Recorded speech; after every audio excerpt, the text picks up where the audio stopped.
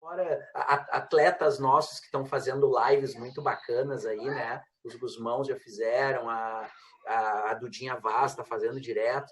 Então, a gente está fazendo um outro tipo de trabalho que a gente nunca imaginou que fosse ter que fazer, né? Mas que está sendo muito legal, muito produtivo.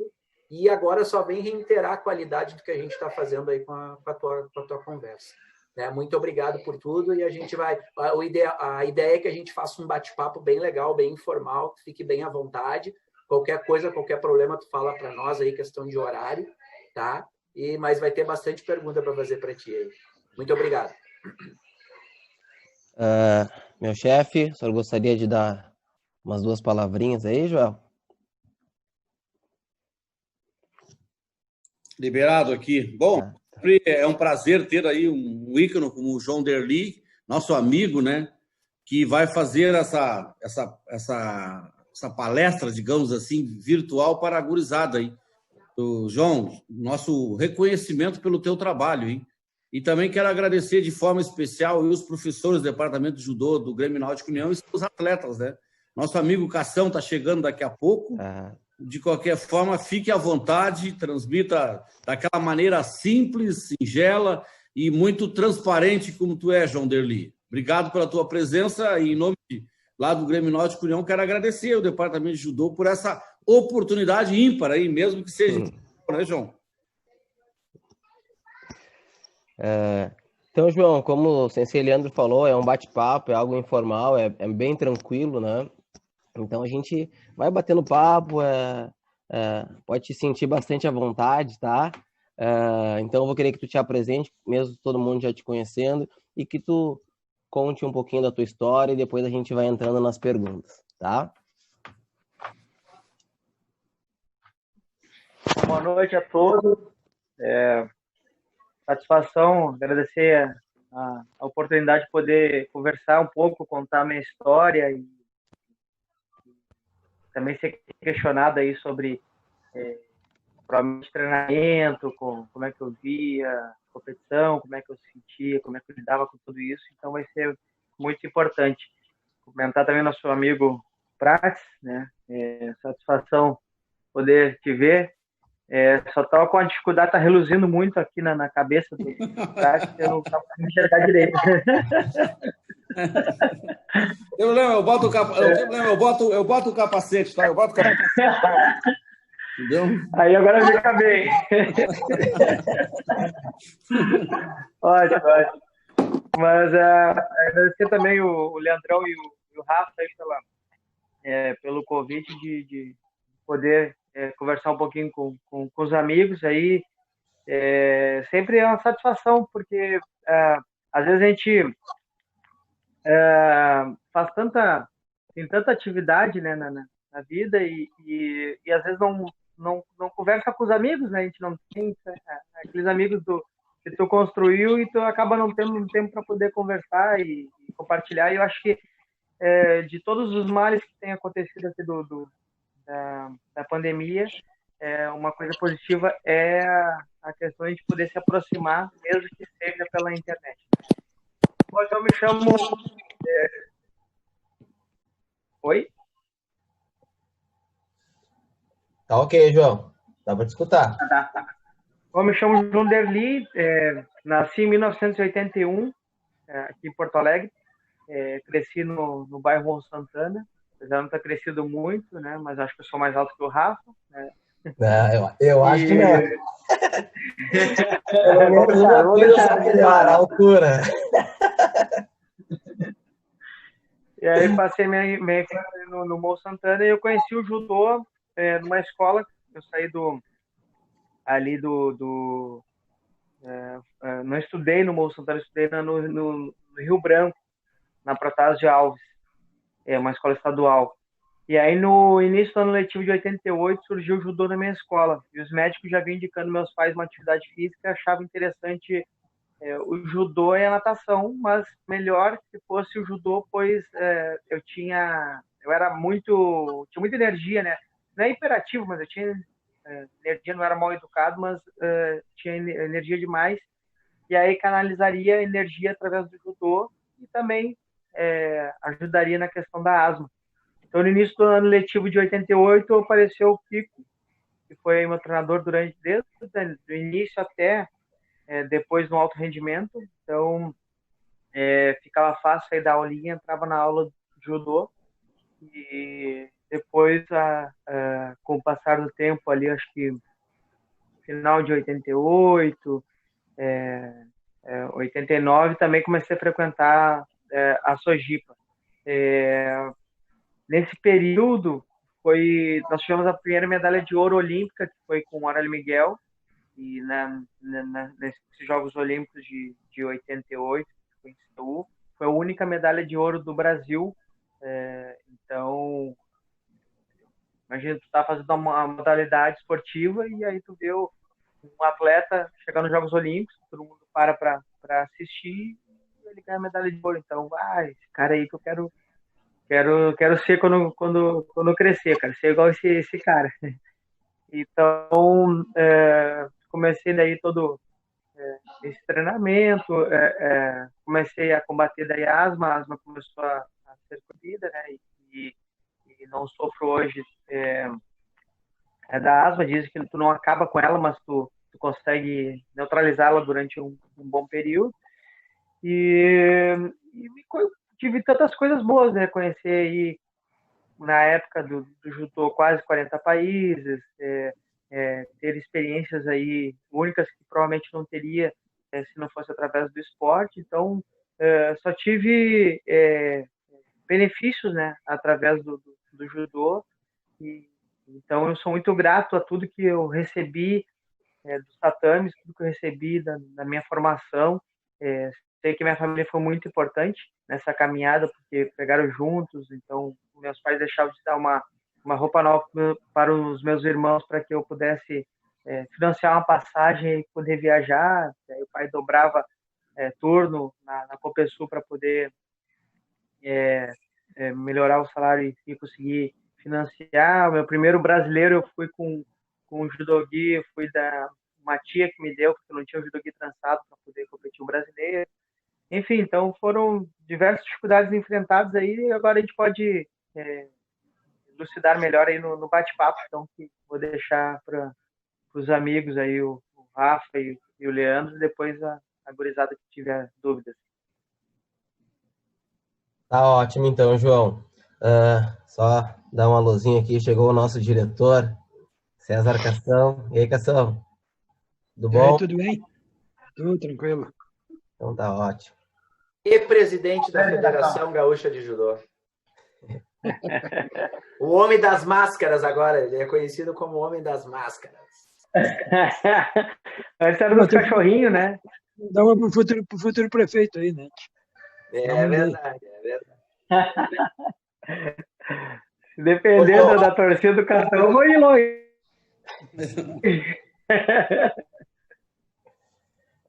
Eu tenho inúmeras perguntas aqui, né? Vamos começar pela primeira, né? Bom, João,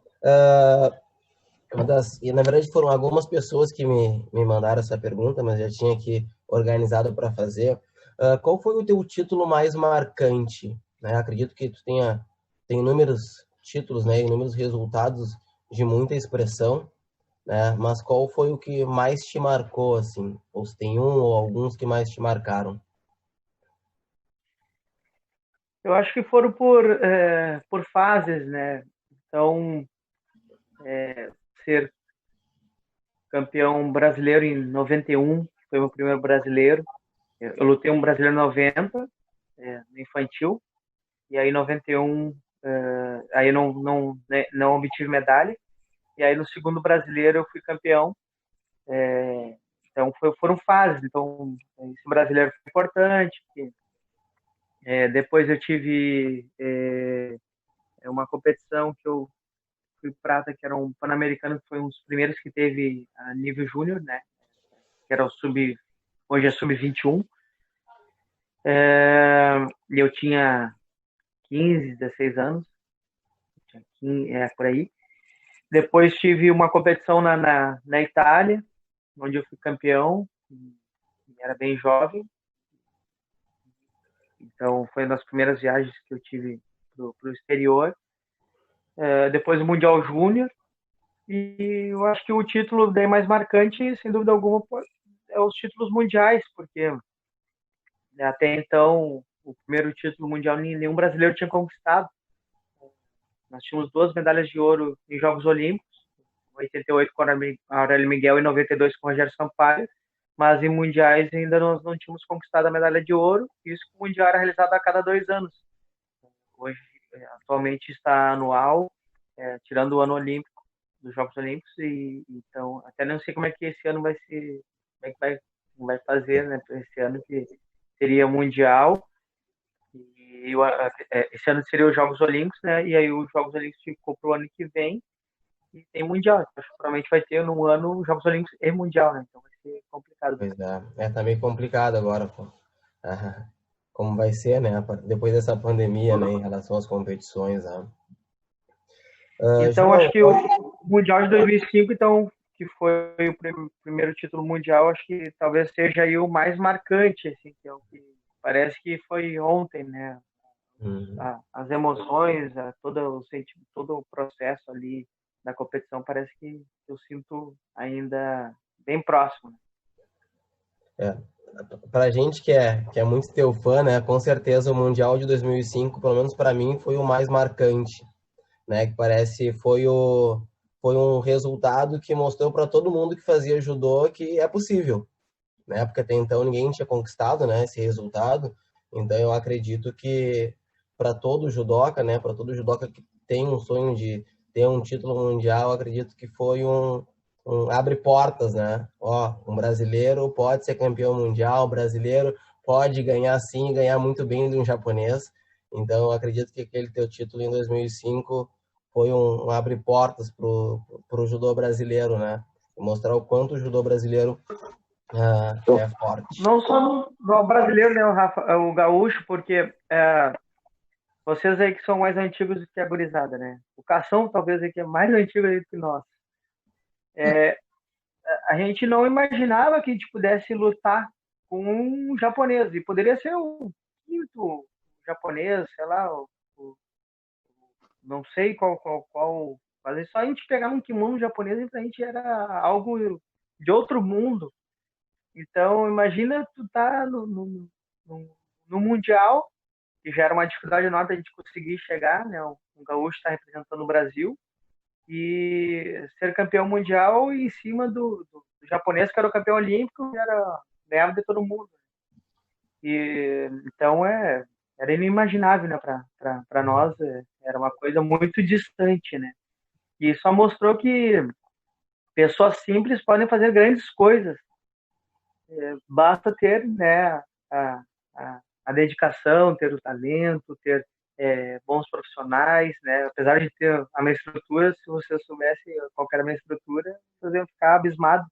Então, hoje a gurizada tem muito mais estrutura do que a gente teve, muito mais, e eu tive mais estrutura do que, por exemplo, o Cação, né? Que teve. Então, todo o processo, toda a história, ele tem um passado. Esse passado é que constrói e forma as novas gerações e as oportunidades que as novas gerações possuem. Beleza. Deixa eu ver, próxima pergunta aqui. Eu acredito que o atleta, né, ele passe por algumas incertezas, principalmente quando ele vai ficando mais experiente, tem mais idade, né? Teve alguma competição, algum resultado teu que te mostrou assim, bah, eu sou bom, eu vou investir nessa carreira? Tu teve algum resultado ou alguma competição que te mostrou mais claramente que esse era o caminho para te seguir? Eu acho que foi. Não é que eu nunca pensei que todas as competições eu tenho algum tipo de aprendizagem, tanto nas derrotas quanto nas vitórias. E muitas vezes o pessoal acha que só nas derrotas que tem que aprender algo, nas vitórias também é importante sentar, centrar a cabeça e ver o que também dá para ser melhorado. Mas eu acho que um divisor de águas foi essa competição que era antigamente tinha, que era na Itália, chamava Tre Torri e o Guide Siena. Começava pelo Guide Siena e depois vinha o Tre Torri. E aí eu participei da competição, era jovem, Então, eu lutei o Guido Sieni, aí perdi para um italiano, que era vice-campeão mundial militar, e teve um coreano que foi campeão, o japonês acho que foi vice, né, na minha categoria. E aí depois a gente foi fazer um treinamento, até peguei um coreano, o coreano tinha sido campeão, eu chamei ele para poder treinar. E aí no treino ele me olhou de cima a baixo, né? Eu era um piá. Aí ele olhou e falou, fez assim, e me deixou de lado, né? Não quis treinar comigo. Aí cheguei na competição, eu fui na semifinal, eu peguei esse coreano. No início da luta, ele me marcou um vazai. No tempo que tinha Koká, Yuko e Vazari. E aí eu fui para cima dele, assim, faltando em torno de 20 segundos, até menos. Eu marquei um Vazari nele. Eu pensei, nesse tempo não tinha gol de score, a luta encerrava quando fechasse os 5 minutos, e aí os árbitros decidiam quem vencia através da bandeira. Então botava a bandeira não tinha nem o kimono azul e o branco, era vermelho, a faixa, né, que diferenciava a faixa branca e a faixa vermelha. E aí eu pensei, vou ganhar na bandeira esse coreano. Aí, faltando uns 10 segundos, ele marca um Yuko. E aí eu fui pra cima dele e acabei faltando os segundinhos ali, dei pão nele. Quase que com o apito do árbitro ali, com o suor do cronômetro. Aí marquei pão nele, aí fui pra final, ganhei do italiano na final, que tinha me vencido no Guido Sieni. Então, uma competição onde tinha um atleta que tinha sido bronze no Mundial, tinha o cubano, que depois foi o meu principal adversário, tinha vários atletas aí conhecidos no mundo, e eu, com 16, 17 anos, não, acho que não tinha 17 ainda, venci aquela competição. Então eu pensei, acho que dá para chegar, né? Então dá para não tem muito mistério, né? Que a gente acha que os atletas de fora eram de outro planeta, que eram, sei lá, eram diferenciados, né? Nós não tínhamos tanto intercâmbio. Então foi muito importante ali, jovem, chegar e vencer aquela competição, porque daí me despertou assim uma vontade enorme assim de vencer, e eu percebi que não tinha grandes segredos, né? O segredo estava, às vezes, a nossa cabeça, que acabava nos bloqueando, a cabeça da gente que acaba bloqueando a gente com os nossos adversários. Ah, que bacana. Isso foi em 98, 98, se eu não me engano. 98. Tu já era adulto ou ainda não? Não. Era juvenil. Vamos lá, então. Era juvenil.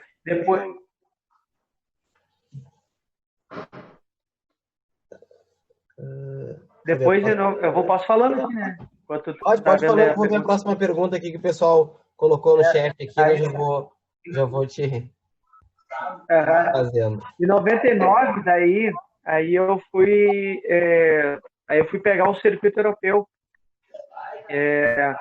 Nós tínhamos no estado aqui uma bolsinha que teve, e aí eu consegui guardar um dinheirinho.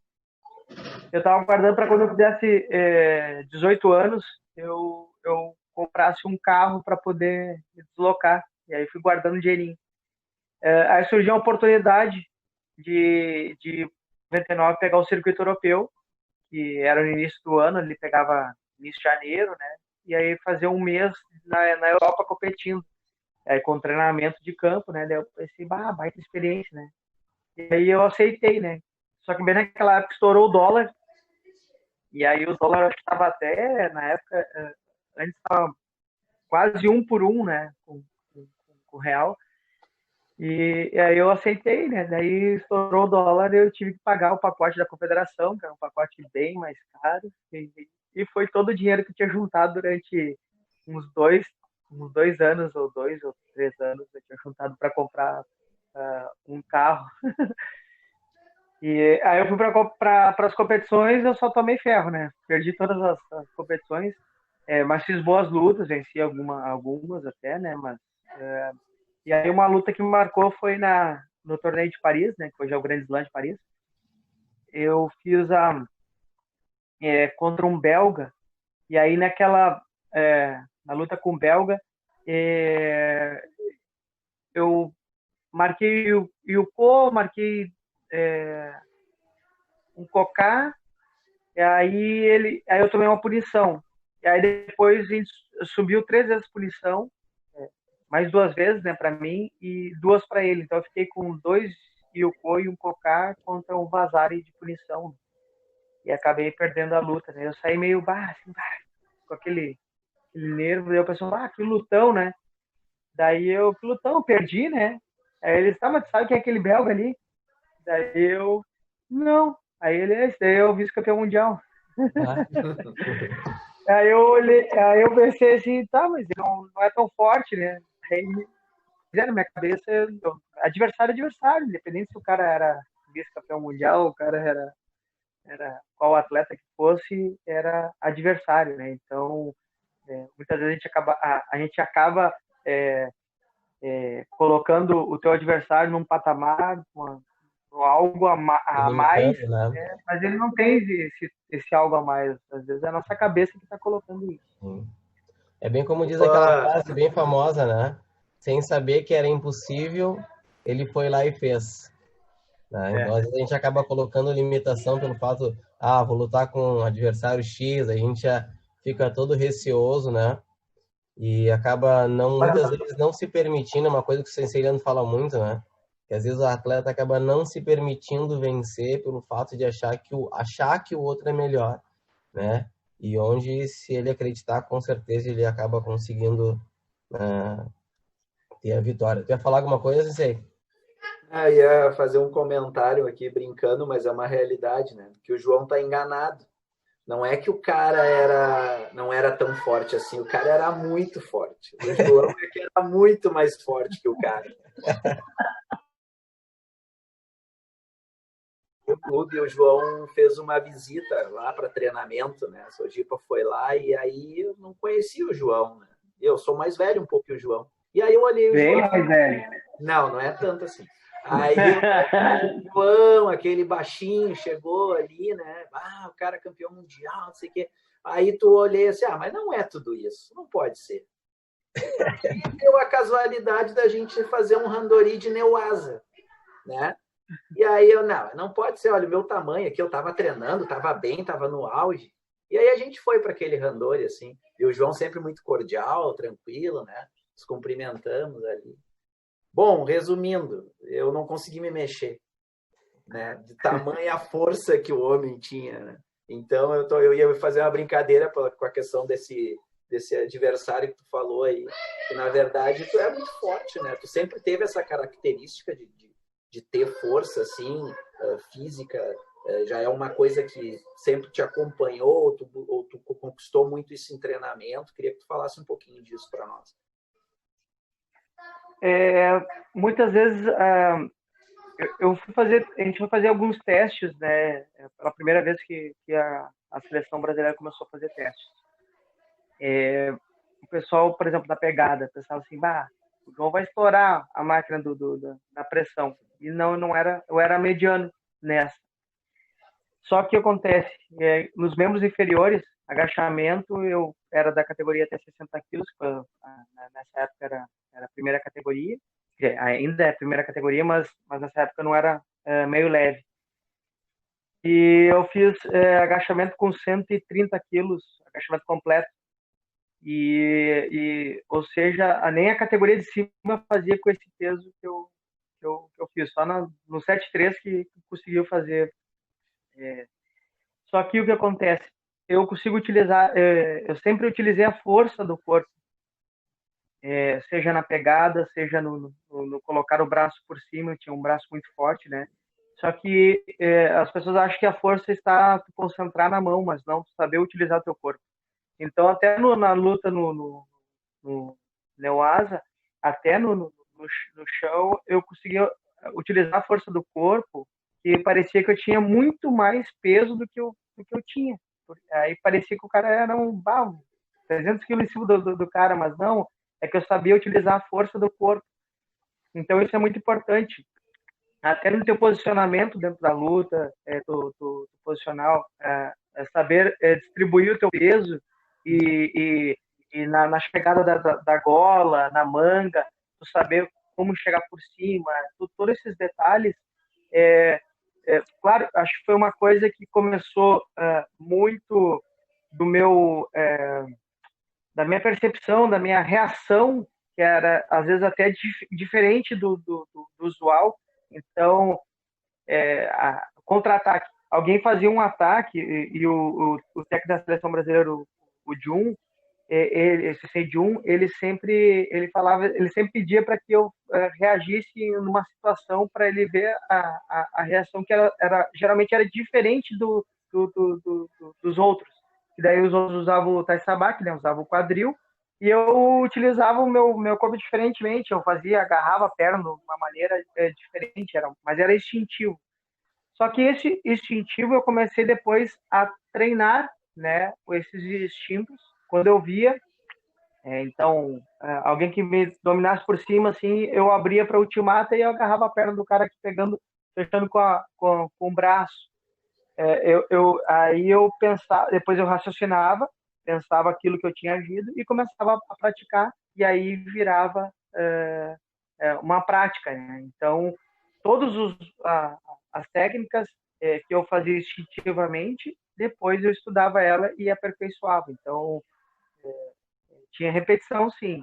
Claro que eu tinha facilidade nisso, na questão de força, sempre fui muito forte fisicamente, mas eu trabalhava questão de pegada, barra com kimono, corda eu fazia de cabeça para baixo, fazia tudo que é jeito, porque era onde eu ganhava aquela minha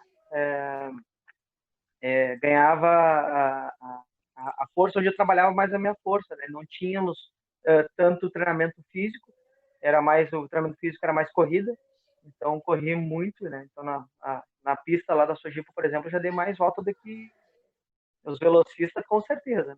Os fundistas até não dá para dizer tanto, mas os velocistas eu já dei volta lá.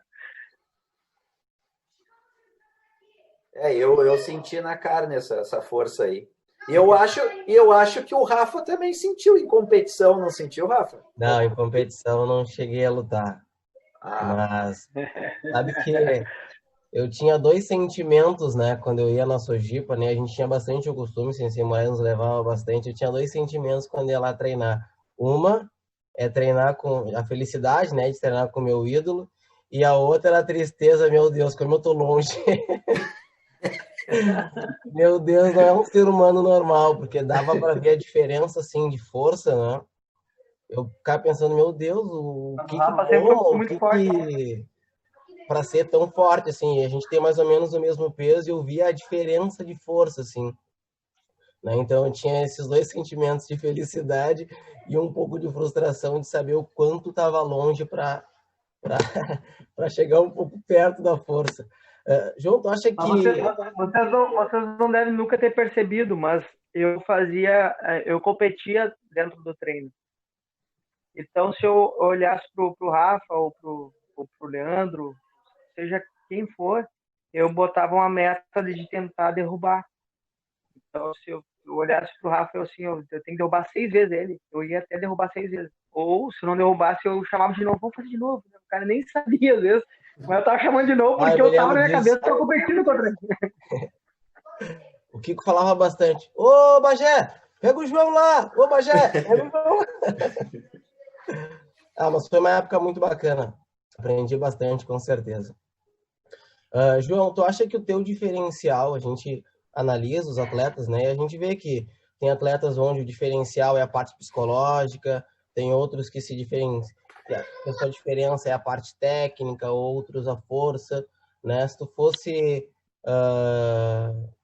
colocar o teu diferencial, assim, qual que tu acha que é o teu diferencial dentro do judô? É mais psicológico, é mais a parte técnica, é mais a parte física? O que tu acha que principalmente te diferenciou dos demais? Para ser um atleta de alto rendimento, tu tem que ter tudo. Tem que ter genética, tu tem que ter treinamento, tu tem que ter enfim, tem que ter tudo. Mas eu acho que um diferencial é sempre o psicológico. Então, a cabeça, né, não adianta tu estar bem treinado, tu ter potencial.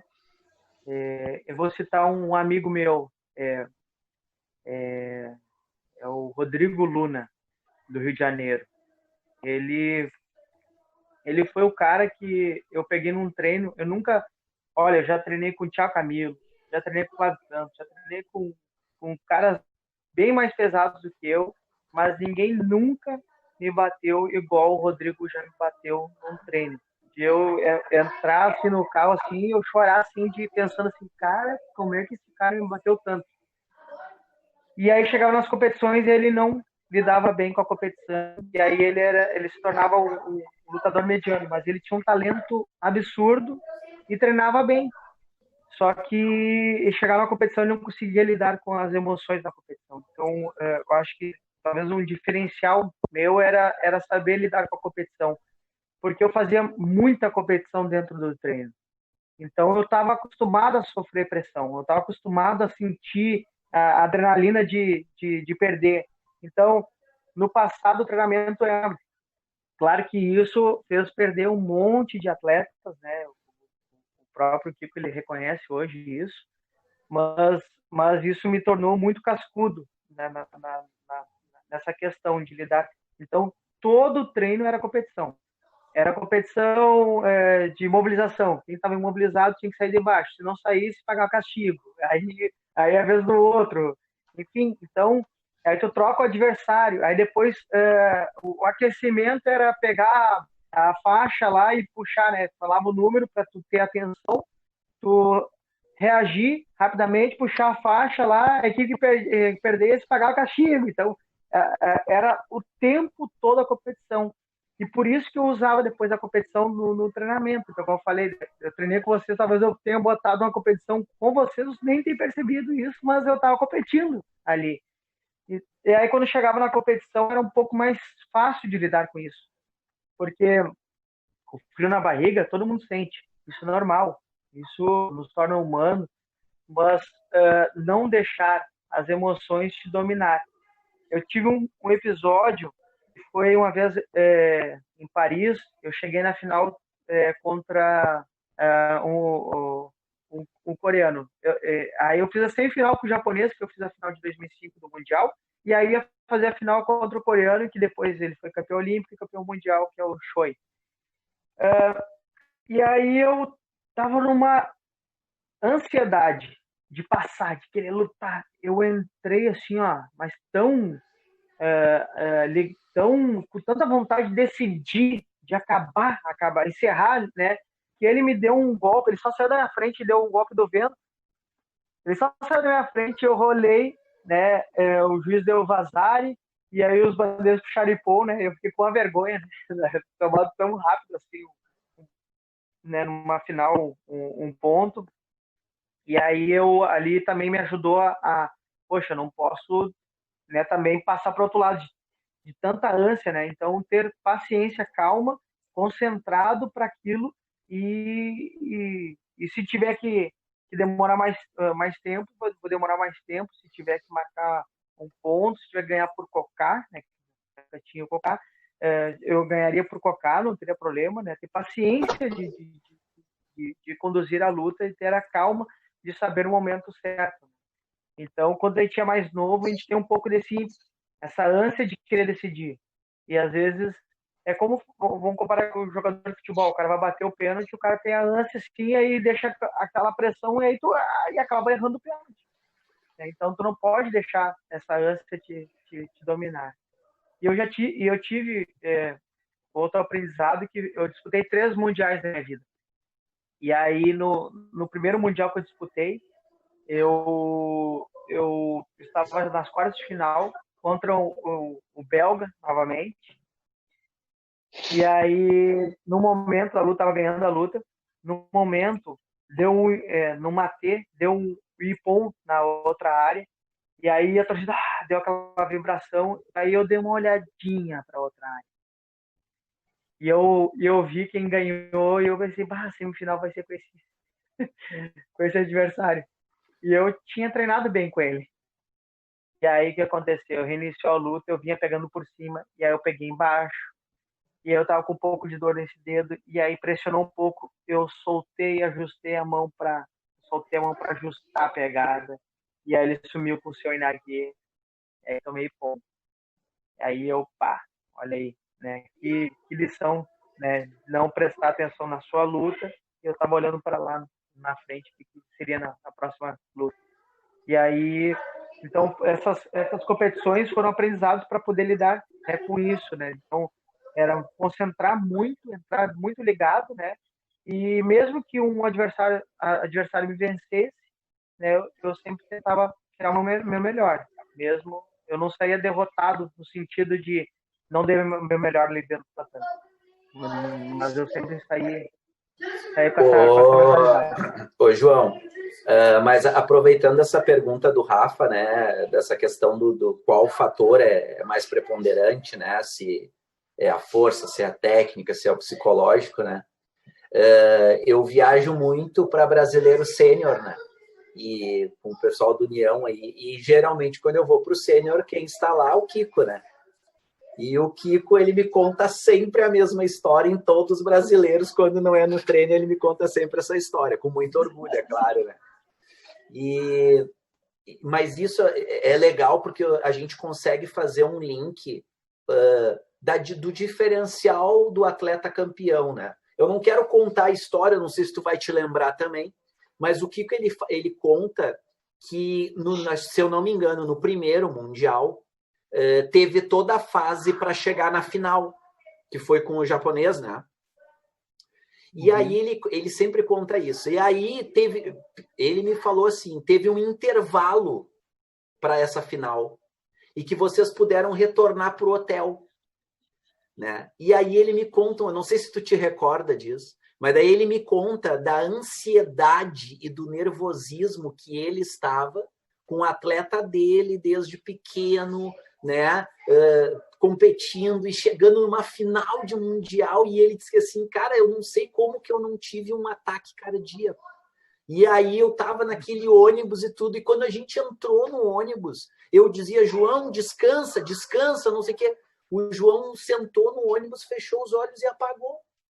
Eu disse, esse cara, aí ele dizendo para mim, esse cara não sabe o que ele está fazendo, que ele está na final do Mundial, ele não sabe que ele é o único atleta do Brasil.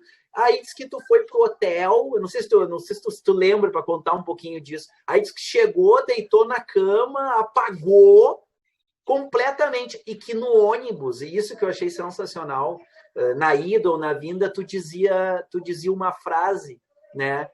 Eu não vou falar, vamos ver se tu lembra. Se tu não lembrar, eu vou dizer no final. Mas queria que tu contasse um pouquinho dessa história e desse bastidor para chegar nessa final aí. Eu falei que o Japão era uma ilha? É essa? Não, essa já é novidade, ó, já é uma coisa nova, não é isso? Não, ele contou que tu disse assim, Sensei, me deixaram chegar até aqui, agora é meu. Não interessa se é japonês, se não é. Agora eu cheguei, me deixaram. Os caras deixaram eu chegar até aqui. Né? Mas essa daí eu não sei. Tu pode complementar e contar um pouquinho dessa história aí. Como foi essa chegada nessa final e essa tua calmaria, essa tua paz, né? E eu faço um link disso com o Leandro, porque alguém na semana retrasada perguntou para o Leandro Guilherme sobre como é que era a ansiedade dele, né? Se ele não dormia. E aí ele disse, também, depois com o tempo, com a experiência, né? Ele dizia, o que adianta eu não dormir? Eu vou dormir, né? Uma paz, uma tranquilidade diante de campeonatos gigantes, assim. Então, eu queria que tu falasse um pouquinho dessa história que o Kiko sempre me conta, toda vez. O Kiko, ele é claro que marca a vida, né? Só que esse daí foi no segundo Mundial. Porque no primeiro Mundial ele não estava. Foi no segundo Mundial. Foi no segundo. Isso. Eu dormi, entre o intervalo da primeira luta para a segunda luta, deu quase 1 hora, 1h30 de intervalo. Eu dormi também nesse meio tempo. Na área de aquecimento. Eu sempre fui muito tranquilo.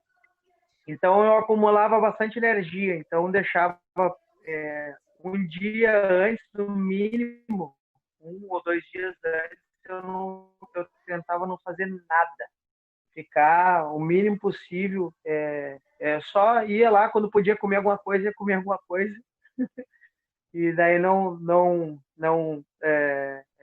me mexia quase para poder estar preparado ali para aquele momento e visualizando bastante aquilo ali. Então, teve 2 episódios. Então, no primeiro Mundial, a comunicação era muito difícil. Aí eu mandei mensagem pro meu primo, que morava na minha casa, que minha mãe criava ele, né? Só que ele tem meia idade, né? Era um homem já formado também e tava morando lá em casa. E aí eu mandei para ele a mensagem: tô na semifinal. Vou fazer a semifinal com o georgiano e outro lado é o japonês com o espanhol. E aí aí ele avisou meu pai, acordou meu pai, era de madrugada aqui, e aí avisou o Kiko, né? Daí meu pai contando depois, o Kiko era muito pessimista e ele fica muito nervoso. E aí ele falou que pro meu pai, que legal, né? Em quinto é baita resultado, né? Quinto é perder a semifinal e a final, a disputa do bronze, né? Aí meu pai, mas ele chegou até aqui, será que ele não pode ser campeão? Ele, mas tá louco, ninguém nunca foi campeão, né? Se ele disputar o bronze ali é um baita resultado, olha que legal, né? Aí semifinal, foi a primeira vez que foi transmitido para a Sport TV, aí ganhei a semifinal, aí final, eu ganhei a final, então ele, não acreditava, né? Ficou. E é o outro do Mundial que foi daí no Rio de Janeiro, e ele voltou comigo pro hotel. Isso mesmo. E aí ele tava numa pilha, ele tava assim, ele tava na pilha assim, aí ele fazia a pergunta, mas como é que tá fazendo? Daí eu, calma, vamos até aqui, vou descansar aqui, deixa eu descansar um pouquinho aqui, vou comer um macarrão quando chegar lá no hotel, aí vou dar uma dormida, depois a gente volta, né? Quando a gente estiver indo pro ginásio, a gente vai fazer estratégia aqui de luta aqui. Deixa eu descansar aqui, que tá tranquilo. Os caras me deram energia. O mongol marcou um ponto, o italiano ali me deu um suador ali do cão. Me deram energia, vai ver, nós vamos ir até o final, professor. E aí ele olhava, ele ficava olhando assim, mas aí ele saía assim, ficava caminhando no corredor do ônibus, tão ansioso que ele estava, né? Então acho que foi importante. Mas o que eu estava falando do Japão é uma ilha que foi nós íamos enfrentar o Japão, né? No por equipe. E aí o pessoal tava assim meio nervoso, né? Como é que vai ser essa luta, né? Daí alguém olhou para mim assim, e aí, João? Aí eu, cara, o que o Japão é? Né? Eu olhei para eles assim. Aí todo mundo ficou assim, cara, o Japão é uma ilha. Aí todo mundo ficou me olhando assim, é uma ilha, nós somos muito maior que eles, nós vamos lá pra ganhar deles. Aí o Thiago ficou olhando assim, é isso mesmo, Japão é uma ilha. Aí todo mundo, cara, uma ilha, todo mundo foi assim, aquela loucura, né, pra lutar com os japoneses. Então como às vezes a gente acaba supervalorizando os outros, né, e a gente tem que, claro, não é menosprezar o adversário, nunca menosprezei, não pode menosprezar o adversário, mas tu tem que supervalorizar as virtudes e fazer um plano ali de luta. Eu me lembro que eu olhei pro Sensei Jun no Mundial em 2005, eu falei para ele, se ele pegar eu chegar nessa gola e ele der o lado, eu vou subir embaixo dele e vou dar essa catada de perna. E aí o Sensei Jun tá dizendo, então vai lá e faz, né? Dito e feito, ele fez e aconteceu e eu fiz a catada de perna, então já estava planejado já, né? Muito concentrado. Estava tão concentrado que eu saí da luta, eu estava caminhando para ir até a área de aquecimento e deu um branco assim, o que aconteceu? Eu ganhei? O que eu fiz? Daí o deu um sorrisão assim, nunca esqueci aquele rosto dele. Ele deu um branco, parecia que eu não tinha feito a luta, né? Aí ele olhou assim, cara, tu fez o de sempre, pegou a perna dele e dei pum. E ganhou, tá campeão mundial. Aí eu, Sério, eu assim tava meio viajando assim naquele momento. Eu tava tão concentrado que eu tava na luta assim que eu depois nem sabia como tinha ganho do cara. Ah, que bacana. João, a gente sabe o quanto é árduo, né, a vida do judoca, né? O judô é uma luta, então a prática do judô, o treino de judô é tu lutar todos os dias, né? Então é bem normal, né? A gente acaba falando isso para os atletas, a questão de lesão, né? Dificilmente tu vai sair de um treino, né, sem dor no braço. Às vezes tu vai estar com dor no braço, na perna, às vezes vai estar com dor no braço, na perna e nas costas, né? Como tu lidava com a tua motivação em relação a treinar, assim? Porque eu me lembro, e até mesmo tu relatou aqui, né? Todo treino para ti era uma competição, né? Então, tu tinha algum fator assim para te automotivar, para que tu conseguisse fazer sempre treinos ótimos? Tu tinha algo assim em especial que te motivava durante os treinos? Sim, sim. A dor, um atleta, a gente acaba passando da questão da saúde, né? Quando tá falando de rendimento, a gente passa da saúde. A gente vai sempre buscar performance. Então, a dor tu vai conviver. Então, todo dia tu vai ter algum tipo de dor. Né? Dor muscular, são lesões, microlesões, e até porque no passado nós não tínhamos tanto fisioterapia, eu só fui utilizar mais quando já estava bem mais velho, né? Já estava bem mais avançado no tempo. Até que eu tive muitas lesões e não consegui depois sair de um ciclo vicioso de lesões por não de tanto a carga errada, né? Até de treinamento. Mas eu lidava assim. Todo início de temporada, a gente fazia muito ticone, muita repetição. E aí o que acontece? Abria os dedos, né? Aí o pessoal enrolava esparadrapo e eu não. Eu deixava, não botava esparadrapo porque se vai ter uns 2 dias assim que vai ser quase insuportável segurar o kimono. Mas depois que passou aqueles 2 dias, criava um casco na mão que aí podia treinar à vontade que não abria nada na mão. E então eu sempre trabalhei assim. Eu via um desafio, né? Então eu pegava o Rafa lá, ele me dava dificuldade. Aí eu ia treinar com ele até eu superar aquela dificuldade. Porque o que acontece?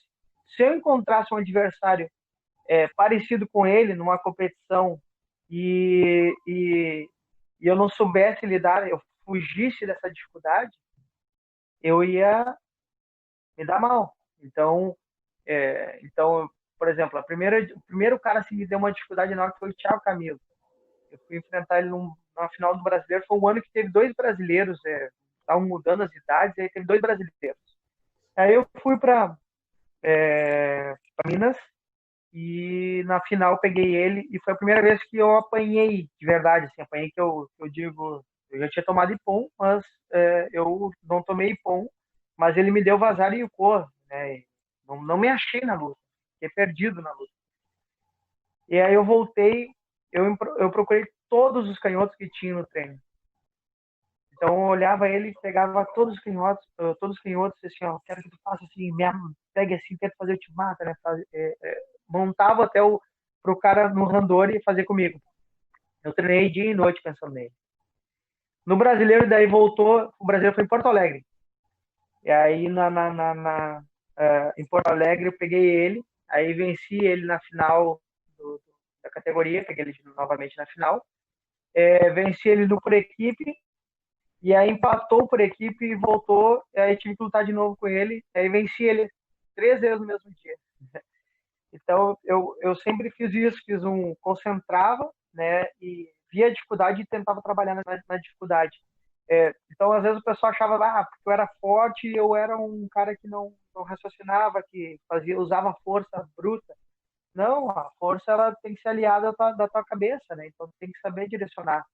Então eu pensava sempre no treinamento, eu pegar meus golpes e repetia. Então eu sempre eu entrava dentro do treinamento assim já focado, já vinha já pensando. Quando eu casei, uma vez eu estava num treino, a minha esposa que ela conta até isso. ver como a minha cabeça funcionava.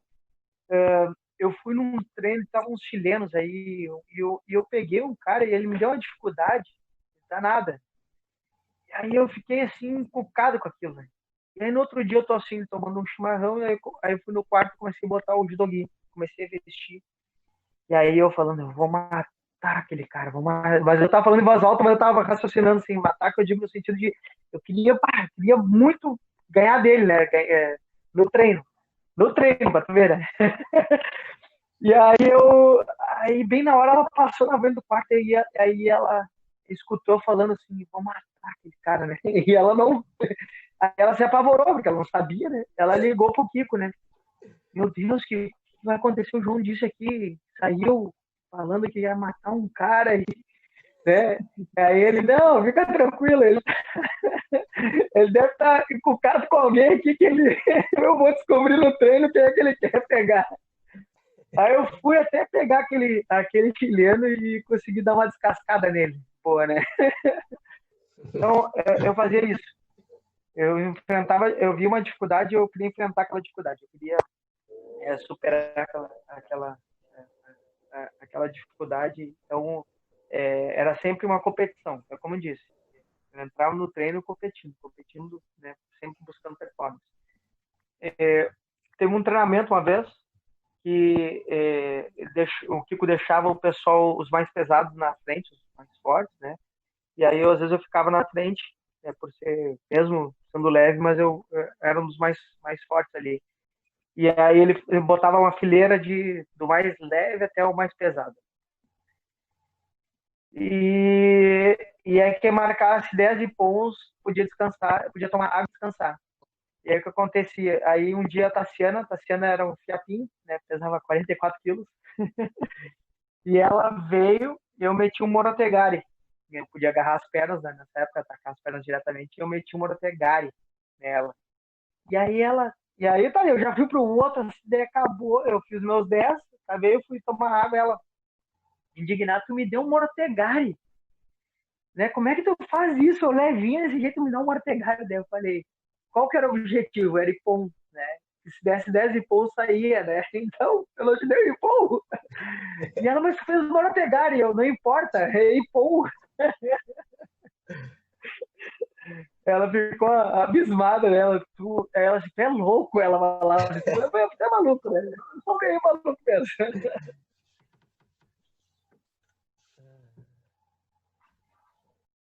Bom, esse é Leandro. João, isso é muito legal, assim, a gente fala muito para eles, né? Nos últimos tempos a gente tem falado muito para eles que a gente tem que treinar, a gente tem que fazer todos os movimentos, sejam eles técnicos, táticos, no treino físico, a gente tem sempre que fazer o mais próximo possível do que a gente vai fazer na competição. Nós treinamos para competir, né? E isso, resumidamente, quer dizer que eu tenho que estar sempre competindo, que é o que tu fala, né? A gente fala isso, treina como se estivesse competindo, né? E aí a minha pergunta para ti é quanto a isso, tu sempre gostou de treinar? Tu sempre curtiu treinar? Tu sempre, né, tu tinha aquela fissura, hoje tem treino? Ou teve uma época que tu não aguentava mais treinar? Como é que era a tua relação com a questão do treino, assim? Claro que sempre gostei muito de treinar, mas tem momentos que a gente também fica um pouco de saco cheio, mas aí quando esse sentimento, aí eu ia pro treino assim, não, cara, mas eu preciso ir. E quando eu entrava no treino, aquela questão da competição, aí aquilo ia mudando e ia transformando, daqui a pouco quando eu vi, tava um baita treino. Então às vezes tu tava assim, saco, mas não quero treinar hoje. Mas daí eu ia lá, ia botando assim, até meio desmotivado, amarrando a faixa assim, mas daí quando começava já na corrida, e já ia botando a competição aqui na repetição, no Ticome, e quando eu vi, eu já tava na adrenalina, já tava fazendo treinão, né? Então, eu tinha que entrar no tatame, tinha que entrar na pista, tinha que entrar na sala de musculação, eu sempre fiz isso. Então, quando eu entrava, depois a coisa ia fluindo, né? Então, claro, muitas vezes eu entrava pilhado, né? Já vinha já com o treino bem organizado, mas mas às vezes tu tinha que forçar, né? Dar quase uns tapas na cara assim, não, tem que ir, vou lá, né? Tô com dor, azar, vou para o treino, azar, não tô. A gente fazia alguns treinos assim para fazer o ultimata, que era quase um agachamento, que é um afundo, e levantando, e aquilo lá, quando tu fazia, as primeiras vezes que tu fazia, né, a perna ficava inchada, dolorida, assim, tu doía até para respirar, né? E aí no outro dia tu tava assim, bah, tá louco, agora tem que fazer isso de novo, né? E aí eu, não, tem que fazer, isso é bom. Aí calejava, aí tu acostuma com o treinamento, aí tu vai superando, vai rompendo barreiras, né? Então é quase que nem uma construção, né? Quando a gente olha uma construção, tu não olha que foi colocado ali um tijolinho, um por vez, né? Então tem um por vez para colocar, passar, né, o cimento ali, aí encaixar, né? Tu medir, fazer medir certinho para tu botar na linha, aí põe mais o cimento, aí põe o outro, põe no rejunte, põe no meio. Então tudo isso é um processo, né? Para chegar à casa, né? Para chegar à casa completa, tem que botar o tijolinho por vez, tem que botar o telhado, tem que fazer todos os processos. Então, e isso eu conseguia fazer bem, né? De sempre tentar me motivar, né? E quando eu entrava no tatame, daí isso aflorava daí. Aflorava bem quando vinha aquele sentimento ruim. Por exemplo, o Thiago Camilo. O Thiago Camilo foi um baita parceiro de treino. Eu tive poucos parceiros, assim, né? Se acreditasse, se você entendesse, a minha equipe para o Mundial em 2005, por exemplo, era a Mayra com 14 anos, a irmã dela, a Ellen, com faixa laranja, e a professora Eliane, né, que já tinha, na época, 42 anos, se não me engano. Então, imagina isso daí, tu te preparando para o Mundial com essa equipe, né? Mas foi muito legal, porque daí cresceram, assim, foi quase um tiro na lua, né? Esse é o primeiro Mundial. E o segundo Mundial tinha o Thiago Camilo. O que eu fazia? Repetição de velocidade. Então eu pegava assim, quando eu acabava, né, o tempo de 20 segundos, 10 segundos, eu dava um berro na quantidade que eu tinha feito. Eu falava 22, 24, né? E eu contava na cabeça quantas repetições eu tinha feito. E aí o Thiago gritava do outro lado. E aí isso era um negócio muito legal dentro do tatame, porque a gente estava competindo entre nós, só que isso só elevava o sarrafo. Então, elevando o sarrafo, aí tu tinha que ser mais rápido na outra série, porque tu sabia que o outro ia berrar, e aí mesmo que às vezes o Thiago gostava sempre de mentir, né? Ele dava uns berros às vezes, né, que eu sabia que era mentira, né? Que eu senti, né, que eu tinha feito mais rápido que ele, mas ele dava uns berros assim só para poder me provocar, né? E aí eu provocava ele, às vezes também dava uns berros mais altos, dizendo que tinha feito tanto, mas eu não tinha feito tanto. Mas não era só para a gente se provocar, né? A gente provocava um ao outro. E eu acho que isso é importante, né? O ambiente do judô, ele tem que ser um pouco hostil, no sentido de competitividade, né? Mas saiu do tatame ali, cara, tenho melhores amigos, né? São os meus melhores amigos, amigos que não preciso estar todo dia falando, mas são amigos assim, que eu levo para a vida inteira, né? Que eu sei que eu posso contar em qualquer momento. Mas na hora do treino a gente competia muito entre a gente. Então sempre competir, isso é bom, é saudável, eleva o sarrafo, faz todo mundo buscar melhorar. Então é importante ter um pouco, às vezes, esse clima hostil que eu digo no sentido de competitividade. João, a gente já está a 1h15 aqui, né? Acredito que tenho muitas coisas para fazer, mas eu quero te fazer mais outras 2 perguntas. Depois, sem ser Leandro aí, o Cação, se quiser fazer mais alguma pergunta para a gente finalizar. Aproveitando o gancho dessa questão, hoje é um tema que se fala muito entre os técnicos, né? Que é a especialização precoce.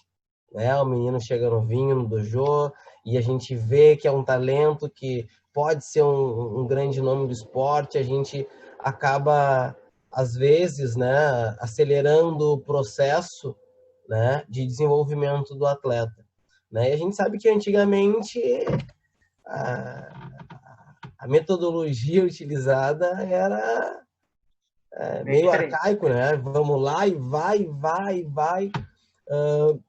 Como é que foi essa tua relação, assim, tipo, tu consegue mensurar como é que foi a tua prática desde jovem dentro do esporte e hoje tendo mais experiência, se foi uma especialização precoce, né? Se tu consegue analisar se teve algumas falhas no decorrer do teu desenvolvimento pedagógico como atleta, assim, tu consegue mensurar essa questão? Claro, sem dúvida, eu acho que teve acertos e erros, né?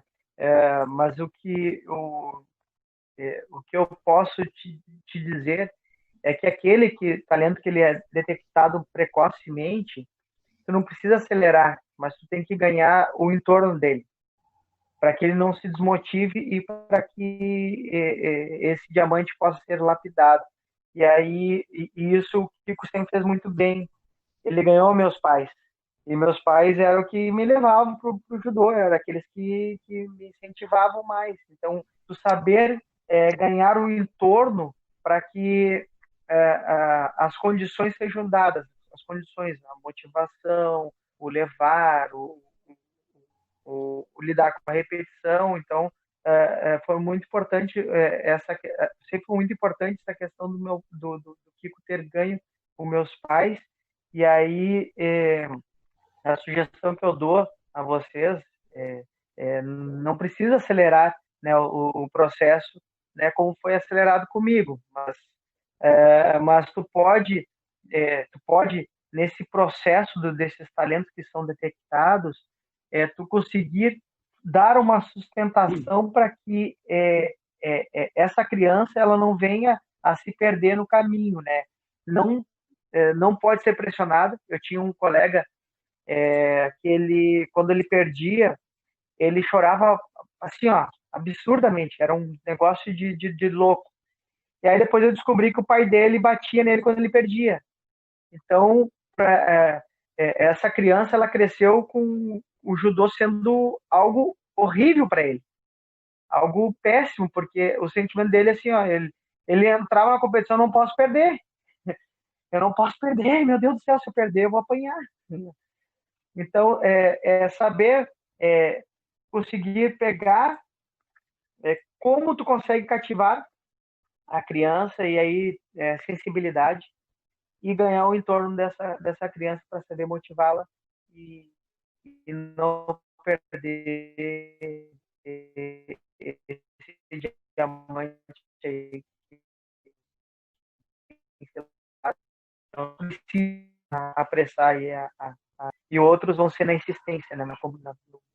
Na repetição, esses vão se tornar aí grandes atletas através da repetição.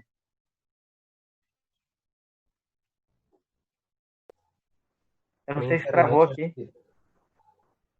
Estão me escutando, pessoal? Acho que a minha internet deu uma falhada aqui. Eu estou escutando. Tá ouvindo, tá falando. Falhou, deu uma falhada geral, mas a gente conseguiu ouvir a tua resposta. Ah, tá. Ótimo. E a minha última pergunta, né? Então, tu teve uma carreira muito brilhante como atleta, né?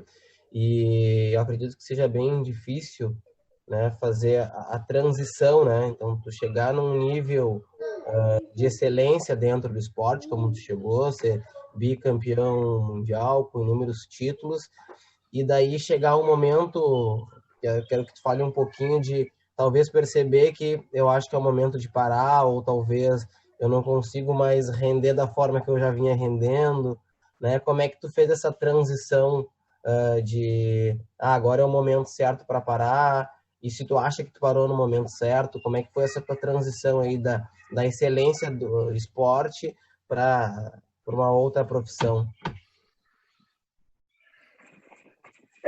É muito difícil de decidir, né, o momento de parar, mas alguns fatores que me levaram a isso foi eu sabia tudo que eu tinha que fazer para que eu pudesse voltar aí a estar na ponta dos cascos.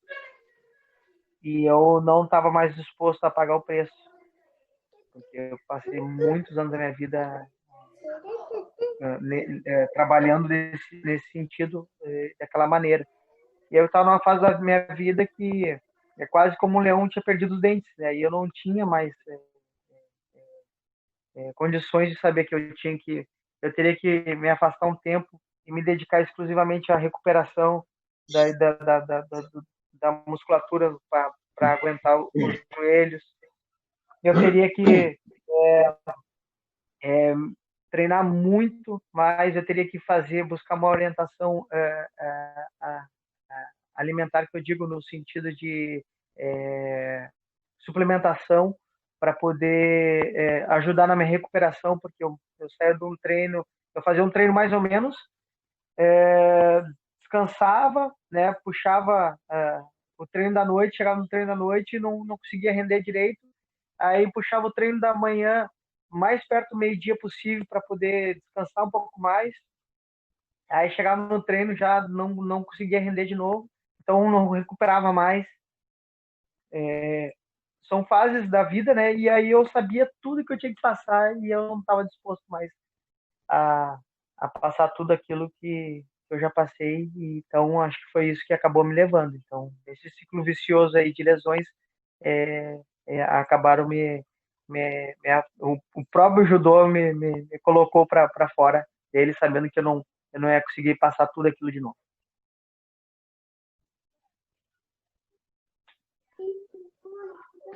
Nosso diretor, Marcação, tem alguma pergunta? Sim, Leandro.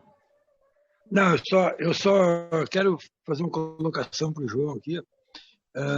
Eu tenho uma admiração muito grande pelo João, pelo atleta que ele foi, pelo ídolo que ele é, principalmente para a gurizada, né? Eu acho que ele deve imaginar a importância que ele tem de exemplo para essa gurizada toda nova que vem chegando, não só no esporte, mas como na vida toda. E tem uma coisa que me chamou a atenção, que eu fiquei impressionado com o João e passei a gostar mais dele. Nós, em 2018, em dezembro, nós fomos para a China, né? Assistir o Mundial lá. E o João apareceu na China lá, e o João é embaixador do judô no mundo, né? E aí ele chegou lá e ele tinha lá um lugar especial para ele, tinha comida, tinha toda a mordomia e tal. E ele saiu de lá e foi ficar junto com nós na arquibancada. E aí aquilo eu já achei muito legal dele, porque ele não esnobou ninguém, não deixou ninguém de lado. Foi ficar junto com a gente lá, com os brasileiros. E aí uma outra coisa que ele fez, que me deixou mais impressionado ainda com a humildade do João e a pessoa que ele é, que lá junto estava aquele japonesinho que é fisioterapeuta da confederação, acho que é Takada, se não me engano, né? Thiago Takara. E aí o João entrou, sentou.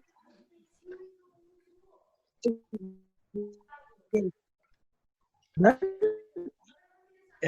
E aí o João sentou. Cara, aí, foi o único cara que conseguiu ganhar 2 vezes no mesmo dia. E ainda me deu um ipom ainda e tal, né? E aí todo mundo riu e tal. E aí eu vejo coisas que me impressionam, porque eu vejo atletas que estão criando uma asinha, não é nada ainda no judô. Você está criando uma asinha, uma competição importante, né? um circuito europeu e tal. E aí olha atletas que ganhavam dele, que ele perdia, e não chegam perto, ficam de longe, sabe? Com vergonha. Ou não quer dizer. E o João, com toda a carreira dele, ele olhou lá o Japa lá e comentou isso, aí todo mundo riu e tal. Então eu fiquei impressionado com a humildade do João e aí me apaixonei mais ainda por ele. Então, João, assim, eu acho que as tuas atitudes são maravilhosas e eu torço sempre por ti, por todo o teu sucesso na vida, na política, no tudo que já fez, na política, na tua vida familiar, tudo, que sempre dê tudo certo na tua vida. Uma pessoa muito merecedora. Eu quero te dar meus parabéns por toda o tipo de vida que tu leva, tá? O tipo de pessoa que tu é. Tá? Meus parabéns por tudo. Eu agradeço, Cação. Mas é do nosso tio, né? A gente sabe de onde a gente veio, e aí viu o Cação lá, tava passando lá embaixo, eu vi ele, abanei, tá de baixo. Eu tava verificando ali as instalações, daí eu tava tirando umas fotos, aí eu vi o Cação com esse a berrada, eu falei, tô indo aí. Eu tive que dar umas 200 voltas para conseguir chegar lá onde você estava, né? Mas, se eu não me engano, eu tirei bem também para fazer umas comprinhas, não foi? Não, é que nós íamos fazer as compras, não deu, porque o campeonato, tu estava com motorista, né? E aí nós combinamos tudo para sair, e aí o campeonato atrasou, e terminava sempre meio-dia e começava às 3. E aí atrasou para terminar 2 horas da tarde, começou às 5 para aí me ferrou, aí não deu para nós passear. Parceria. Comprar um bugiganga lá na China. Muito legal, foi. Eu vou fazer um bate-volta rápido contigo aí, tu responde, eu te faço a pergunta, tu responde rapidinho, só que eu vou usar as perguntas da gurizadinha aqui no chat, aqui, gurizadinha que tu foi campeão mundial, eles não eram nascidos ainda, né? Então, eles estão perguntando algumas coisas aqui. Então, eu vou fazendo e tu responde aí o mais breve possível, né? Então, uma delas é assim, tu era o melhor onde tu treinava ou tu treinava com pessoas que te venciam? Que te batiam, João? Tinha gente que te batia lá no treino ou tu era o cara que batia em todo mundo? Sempre tem alguém que bate na gente.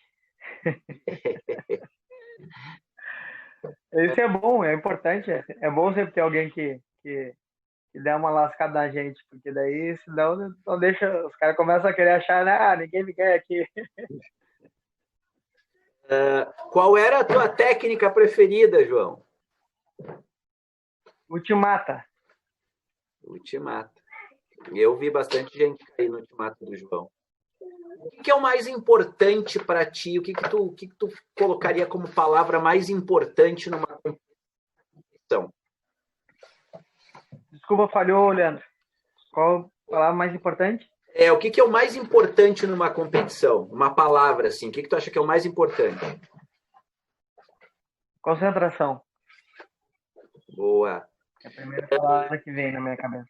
Tá. Se tu pudesse resumir a tua história do judô em uma palavra, João, qual seria? Perseverança. Boa. Acho que seria a palavra.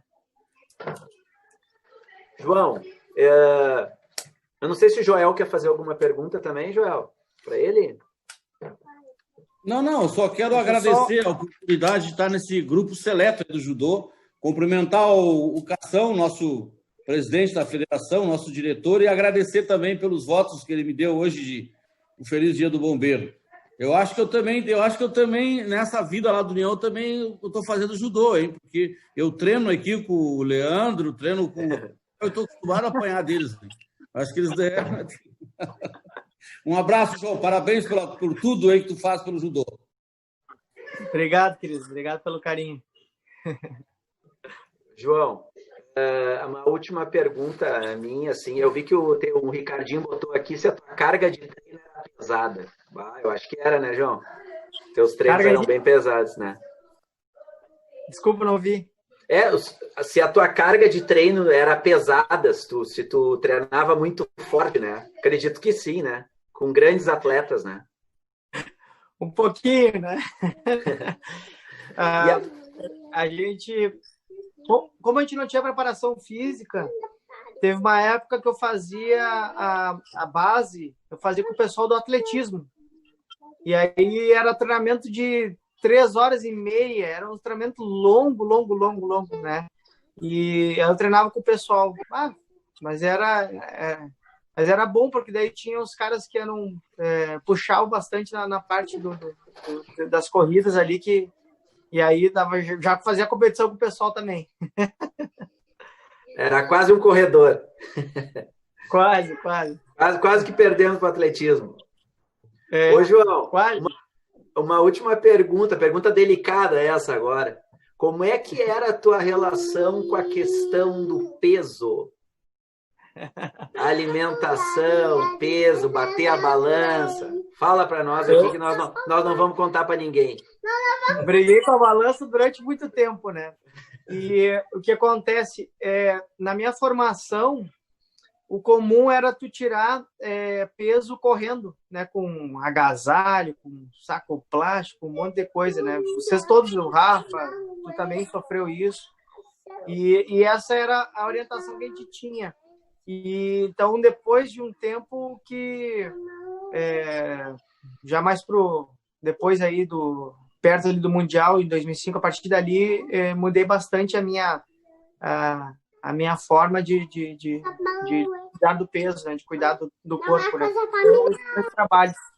Mas na época, era a orientação que eu tinha recebido, né? E infelizmente, era a forma que tirava-se no passado, né? E hoje tem muito mais orientação, hoje tem uma estrutura, tem nutricionista e tem a experiência de todos os treinadores aí. Então, levar a sério e cuidar, né, da sua alimentação, porque é importante. Eu tive, claro, mesmo fazendo errado, eu tive...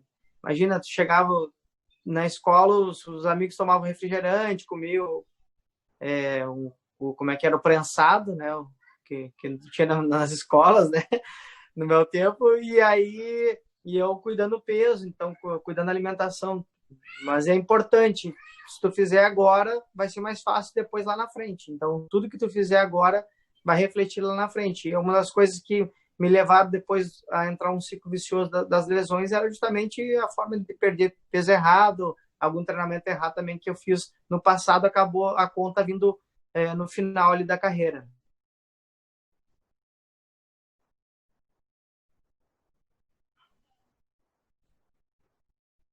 Tá fechado o teu áudio, Sensei.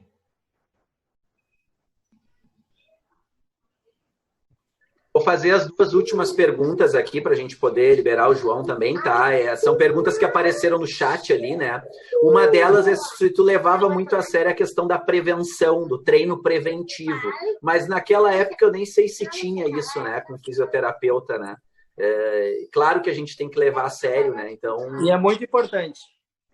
Muito importante. Eu fiz só no final, que eu fazia com cama elástica para os joelhos e fazia alguma de propriocepção, mas era já no final da carreira. Mas antes a gente não tinha prevenção nenhuma.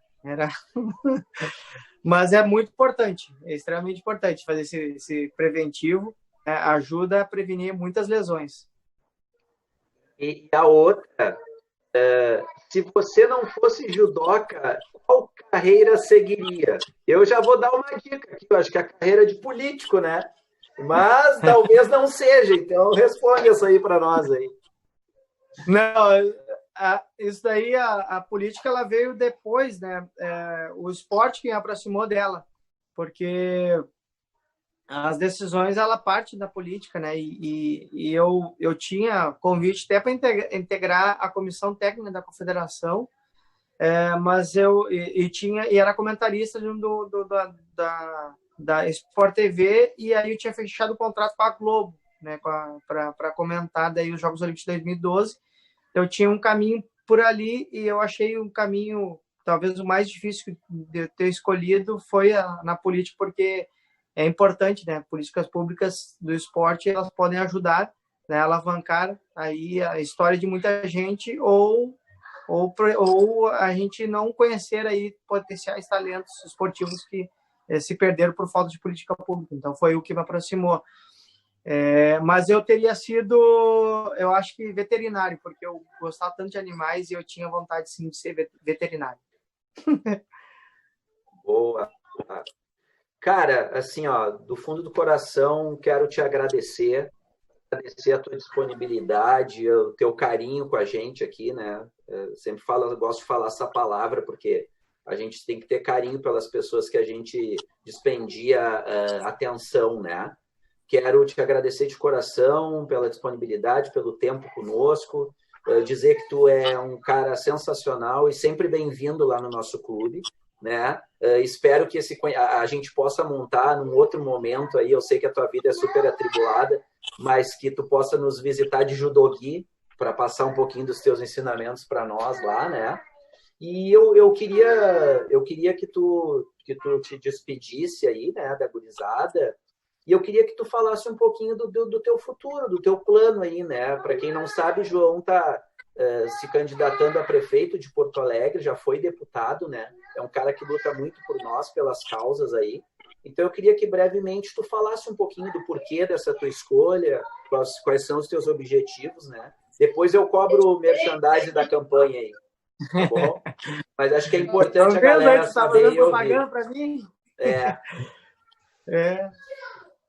Não, essa decisão aí foi porque eu estava ali na Secretaria do Esporte e Lazer do Estado, né? Mas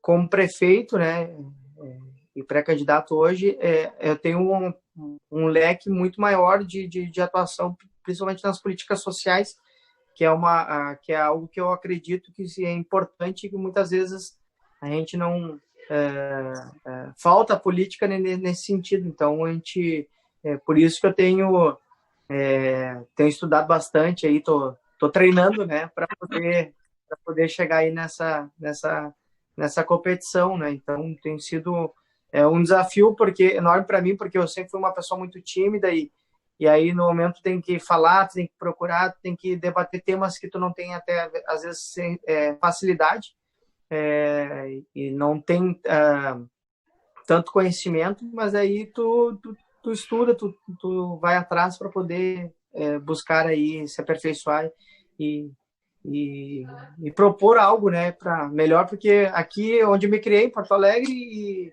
e meus filhos, onde estou criando meus filhos, então quero o melhor para o local onde eu vivo, para que a gente possa no futuro deixar um futuro melhor para as outras gerações, né? Tu és pai aí, né, o Leandro, o Cação aí já é avô. E o Rafa é pai fresco também, novinho. É verdade. 8 dias. Verdade. 8 dias. E aí ele sabe, né, quanto os pais aí também, não sei se estão acompanhando alguns pais aí também, a gente sabe que a gente quer o melhor sempre para os nossos filhos, a gente quer o lugar melhor para os nossos filhos. Cara, muito obrigado de coração. Rafa, não sei se tu quer encerrar. Não, é agradecer, né? Agradecer, muito obrigado, João. Nessas quase 2 horas aqui a gente evoluiu 10 anos. Tá? Então, muito obrigado mesmo. Com certeza foi extremamente positivo para todos nós, né? As tuas palavras, a tua vivência, a tua história. Apesar da gente já conhecer, mas com certeza escutar de ti toda a superação, toda essa trajetória que tu teve como atleta e agora ainda querer continuar incentivando as pessoas através da política, ajudando, né? E a gente fica muito feliz de te ter próximo da gente, tá? Muito obrigado de coração, tá bom? Fica o meu abraço aí em nome do Departamento de Judô, tá? Com certeza foi um dia, uma noite muito satisfatória para todos nós, tá? Só deixo o meu agradecimento, tá bom? Pessoal, vou pedir para que todos abram os seus vídeos, a gente faça uma salva de palmas, um agradecimento ao João. Vídeos e áudios. Vídeos e áudios. Isso, vídeos e áudios. Vamos lá, pessoal. 1, 2, 3.